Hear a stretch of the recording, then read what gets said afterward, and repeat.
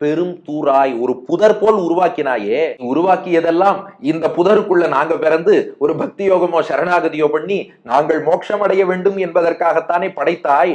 இத்தனையும் படைத்துட்டு முக்தி தரமாட்டேன்னு வாதம் பண்ணுவது நியாயம் இல்லை. மேலும் படைச்சுட்டு அப்படியே விட்டுட்டு போகணும்னு நினைக்கிறது உன் எண்ணம் இல்லை. அப்படின்னா ஒரு புதரை உருவாக்கியவன் புதரை உருவாக்கிட்டு அவன் பாட்டுக்கு வேலையை பார்த்திருப்பான். நீ அப்படி பண்ணல. தூற்றில் புக்குன்னார். எந்த தூறு புதராக இந்த உலகை படைத்தாயோ, புக்குன்னா புகுந்துன்னு அர்த்தம். இந்த உலகெங்கும் புகுந்து உள்ளே நிறைந்திருக்கிறாயே, எதுக்குடா உள்ள வந்து நிறைஞ்சிருக்க? உள்ளிருந்து காக்க வேண்டும். நம்ம குழந்தைகளாகிய ஜீவாத்மாக்கள் ஏதாவது தப்பு பண்ணிட போறா, தப்பு பண்ணா அவர்களை திருத்த வேண்டும், கைவிட்டுட கூடாதுங்கிறதுக்காகத்தானே தூற்றில் புக்கு, இந்த தூறு போல் புதர் போல் நீ படைத்த இந்த உலகத்திலே ஒவ்வொரு பொருளுக்குள்ளும் நீ நிறைந்திருந்து, ஒவ்வொரு ஜீவாத்மாவுக்குள்ளும் நீ இருந்து, ஓரொரு சரீரத்திலும் இதயத்துக்குள்ளே இருந்து கொண்டு எங்களுக்கு நல்வழி காட்டிக்கொண்டே இருக்கிறாயே. அப்ப கைவிட வேண்டாம், காப்பாத்தணுங்கிறதான உன்னுடைய எண்ணம். என்னை சீக்கிரமாக நீ ரட்சிக்க வேண்டும். பெருமாள் கேட்டாராம், எல்லா இடத்துக்குள்ளேயும் நான் இருக்கேன்னா அப்படின்னு எல்லாருக்கும் தெரியறதான்னு கேட்டார். அது நீ மறைச்சுக்கிற, ஆனா அடியனுக்கு காமிச்சுட்டியே.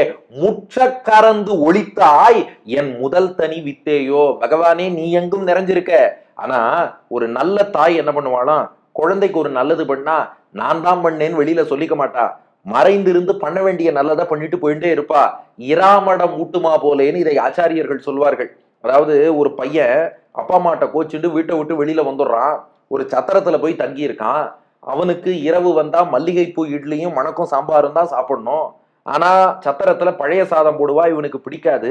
அவ அம்மா என்ன பண்ணாலாம், நேரா அந்த சத்திரத்துக்கு போய் தான் கொடுக்கறதா கொடுக்காம, ஏன்னா அம்மா மேல இவனுக்கு கோபம், கொடுத்தா சாப்பிடுவானோ மாட்டானோ, அதை கொல்லப்புறமா போய் அந்த சத்திரத்தின் சமையல்காரரை சந்தித்து மல்லிகைப்பூ இட்லி மணக்கும் சாம்பார் சூடா கொண்டு போய் கொடுத்து, நான் கொடுத்தேன்னு சொல்லாதீங்கோ, நீங்க கொடுக்கறாப்புல கொடுங்கோ, இதை கொடுத்தாதான் என் பையன் சாப்பிடுவான்னு சொல்லி அதை அவரும் பையனுக்கு கொடுக்க, பையன் உண்பதை ஜன்னலோரமா நின்னு பார்த்து அந்த அம்மா கண்ணீர் விட்டு அழுதுட்டு போனாலாம். அப்போ அந்த அம்மா தான் கொடுக்கறா, ஆனா நான் கொடுத்தேங்கிறது தெரியாம மறைஞ்சிருந்து கொடுக்கறா. அது போல இந்த உலகத்துக்குள்ளே நீ நிறைந்திருக்கிறாய், நிறைந்திருந்து காக்கிறாய். ஆனா அது வெளியில தெரியாம முற்ற கறந்து ஒளித்தாய். முற்றனா மொத்தமாக, கறந்துனா பரவி இருந்து, முற்ற கறந்து ஒரு இடம் மிச்சம் இல்லாமல் எல்லா இடத்திலும் பரவி இருக்கிறாய். ஆனா எல்லா இடத்திலும் பரவி இருந்தாலும் ஒளித்தாய். நீதான் உள்ளிருந்து அனுகிரகம் பண்றங்கிறது யாருக்குமே வெளியில தெரியாதபடி ஒளித்தாய். உன்னை ஒளித்து கொண்டு இருப்பவனே.